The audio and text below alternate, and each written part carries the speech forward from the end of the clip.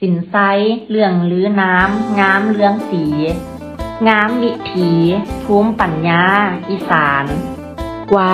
160 ปีสืบตำนานลูกหลานสารคุ้นคาคูเมืองไทย หูแต้มวัดไทยสี งามวิจิตรสืบชีวิตศิลลำจิตแจ่มใสถ่ายทอดเรื่องสินไซสืบต่อไป งามวิไลศรัทธาประชาชนโฮงสินไซรวบรวมองค์ความรู้ให้ค้นดูเลี้ยนรู้ทุกแห่งหน วัดกลางงามกำแพงเรื่องมงคล ดีท่วมทนวัดสนวนงามตา สังสีหูสินไซเด่นสง่าปฏิมาทองพันหนาศึกษา สีจันมาริวันช่างงามตาเรื่องลือคาปัดตู่เมืองพาราสินลักเมืองเด่นด้วยองค์สินไซงามวิไลสีจันพุ่นลำคาหอยสังเด่นถนนลื่นล้มตาป้ายรถพ้างามเด่นเช่นตำนาน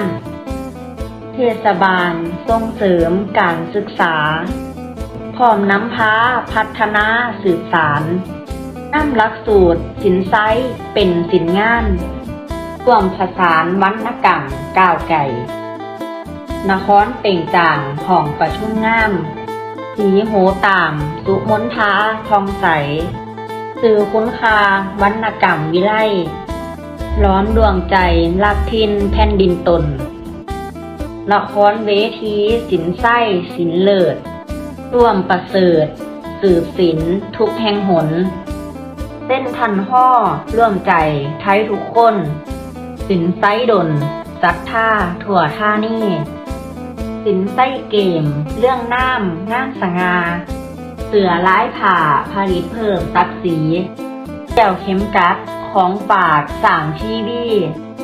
น้ำวิถีเศรษฐกิจน้อมนั่งสื่อสัตย์กตัญญูรู้พ่อเพียงคือสื่อเสียงสินไซให้ตอบย้ำเทศบาลขอนแก่นประยุกต์ล้ำสร้างสรรค์น้ำเมืองขอนแก่นสืบไป